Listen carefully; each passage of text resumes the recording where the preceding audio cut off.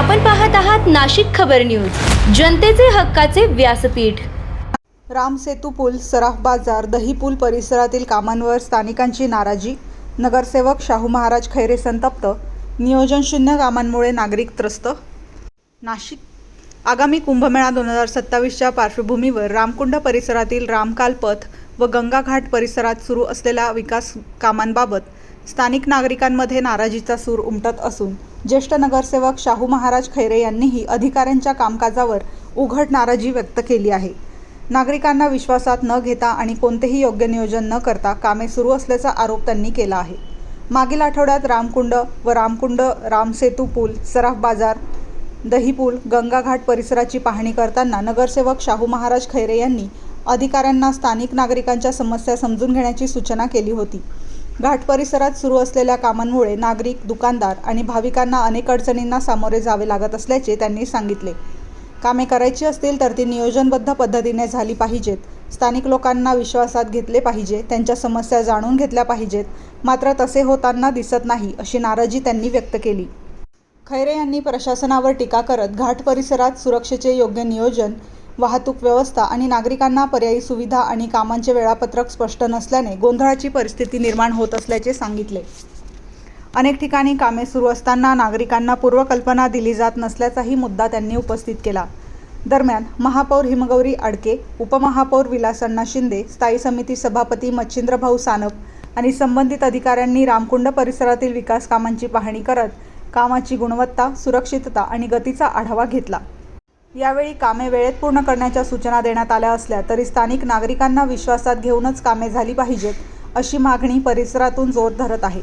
कुंभमेळ्यासारख्या मोठ्या धार्मिक सोहळ्याच्या तयारीत विकास कामे आवश्यक असली तरी ती नागरिकांना त्रास न होता आणि योग्य नियोजनातून व्हावीत, अशी अपेक्षा स्थानिक नागरिकांकडून व्यक्त केली जात आहे।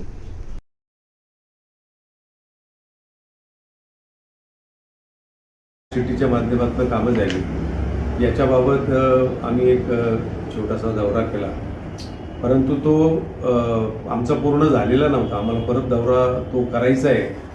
त्यात जे महत्त्वाचं म्हणजे सिवरेजचे जे काही कामं चालू आहे आणि आमच्या रामझुल्याचं काम चालू आहे, आमच्या रामसेतू पुलाच्या तिथून त्या कामाची आम्ही पाहणी केली आणि त्या निमित्ताने इकडनं शहरातनं नदीकडे येणारे जे काही रस्ते तर त्याच्याबाबत काय सुधारणा करता येईल। उदाहरणार्थ आमचा रामसेतू पूल आहे, गाडगे महाराज पूल आहे, त्याच्या खालून येणारे रस्ते, त्याच्या खालचे जे काही सांडवे तर ह्या सर्व गोष्टींचा आम्ही उहापोह केला आणि या सर्व गोष्टी मागच्या वेळेला आम्ही महापौरांच्या निदर्शनास आणून दिल्या। कारण की ही जी काही कामं चालू आहे ही कामं प्रशासकीय राजवटीमध्ये यांनी मंजूर करून आणि याची सुरुवात एका वेळेस करायला सांगितल्यामुळे संपूर्ण शहरामध्ये हा एक जे गोंधळाचं वातावरण निर्माण झालं। सगळे जे काही रस्ते हे ॲट ए टाईम एका वेळेस सगळे खोदल्यामुळे